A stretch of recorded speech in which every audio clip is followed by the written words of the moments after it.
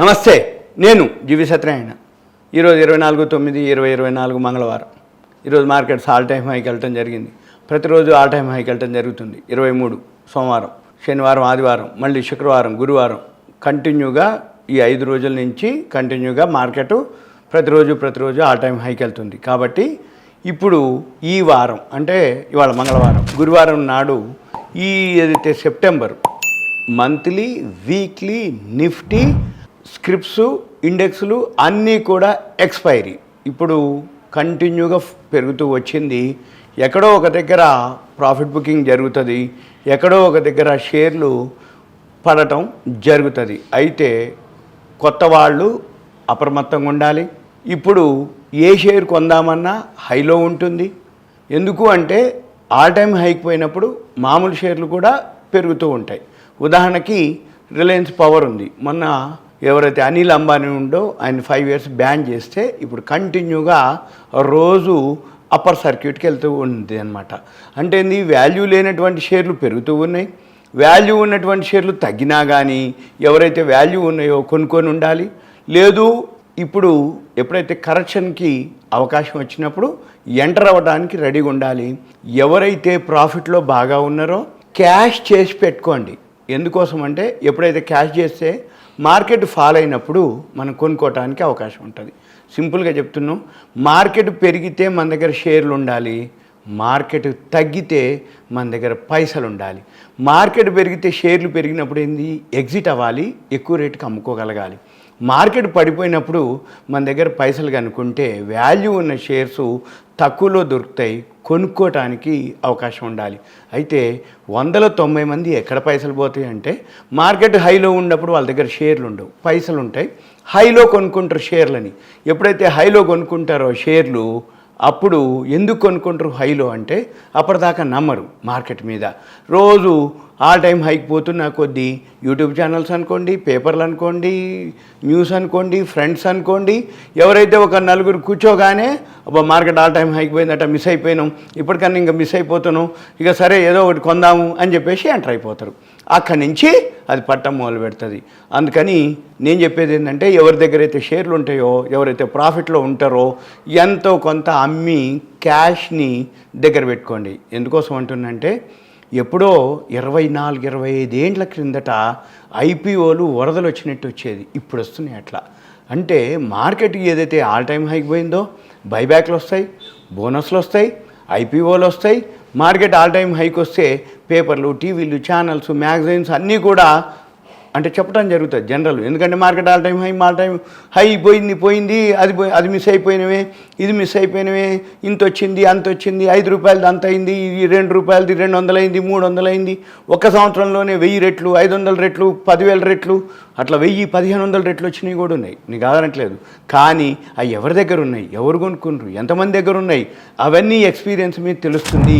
మనము హైలో కనుక కొనుక్కున్నట్టయితే మార్కెట్ కనుక ఫాల్ అయితే దొరికిపోయే అవకాశాలు ఉన్నాయి. అయితే వాల్యూ ఉన్న స్టాక్స్ కానీ, బోనస్ ఇస్తా అన్నాయి కానీ, ఏదైతే బోర్డు మీటింగ్లు కానీ, రిజల్ట్స్ బాగున్నటువంటి కంపెనీలు కానీ, ప్రాఫిట్ అండ్ లాస్ బ్యాలెన్స్ షీట్లు బాగున్నటువంటి కంపెనీలు కొనుక్కుంటే ఓకే. ఈరోజు మార్కెట్ ఆల్ టైమ్ హైకి పోయింది. 24/9 85,163.23 పాయింట్లు. బీఎస్సీ సెన్సెక్స్ చివరికి కొంచెం తగ్గి 84,914 పాయింట్లు మార్కెట్ క్లోజ్ అవ్వటం జరిగింది. అయితే మనకి ఎప్పుడైతే అంటే జనరల్గా ఏవైతే పాజిటివ్ గెయినర్స్ ఉంటాయి, లూజర్స్ ఉంటాయి. ఈరోజు 2881 కంపెనీలు ఎన్ఎస్సిలో ట్రేడ్ అయితే 1352 కంపెనీలు అడ్వాన్సెస్, 1439 కంపెనీలు డిక్లైన్స్, అన్చేంజ్డ్ 90 కంపెనీలు. అంటే అడ్వాన్సెస్ అంటే పెరిగినవి, డిక్లైన్స్ అంటే తగ్గినవి, అన్చేంజ్ అంటే న్యూట్రల్గా ఉన్నటువంటివి. అయితే ఇవాళ Tata steel, Hindalco, power grid, tech Mahindra, Adani enterprises top గెయినర్స్గా ఉండటం జరిగింది. SBI life, Hindustan Unilever, Grasim, ultra cement, Shriram finance ఇవి టాప్ లూజర్స్గా ఉన్నాయి. ఇక మన పని ఏంటిది, ఏవైతే ఉన్నాయో రోజు ఒక సెక్టార్ పెరగటం, ఒక సెక్టార్ తగ్గటం జరుగుతుంది. మన పని current affairs, fundamentals, technicals, world మార్కెట్లు ఇవన్నీ మనం అబ్జర్వ్ చేస్తూ మనము అవగాహన పెంచుకుని కనుక అయితే షేర్ మార్కెట్లో ఎప్పుడూ ఉండాలి. ఇది కూడా గ్యాంబ్లింగ్ కాదు, బిజినెసే. బిజినెస్ అంటే ఏంది? తక్కువలో కొనుక్కొని ఎక్కువలో అమ్మాలి. ఎక్కువలో కొనుక్కొని తక్కువలో అమ్మేదాన్ని బిజినెస్ అంటారు, గ్యాంబ్లింగ్ అంటారు. అంటే నీ షేర్ మార్కెట్లో ఒక్క దగ్గరే అనమాట. వాళ్ళకి ఎంతసేపటికి నమ్మకం ఉండదు. నమ్మకం కలిగేటప్పటికి ఆ షేర్ పెరిగిపోయి ఉంటుంది. అక్కడ కొనుక్కున్న తర్వాత పట్ట మొదలు పెడుతుంది. నేను కొనుక్కున్నా పట్ట మొదలు పెట్టింది, నేను అమ్మినా పెరగటం మొదలు పెట్టింది అంటారు. అంటే మేము చెప్పేది ఏంటిది అంటే, నువ్వు కొనుక్కునేటప్పుడే దానికి వాల్యూ ఉందా లేదా చూసి కొనుక్కోవాలి. అమ్ముతున్నావు అంటే నీకు ఎంత ప్రాఫిట్ వచ్చింది, ఏమవుతుందో చూసుకొని అమ్ముకోవాలి.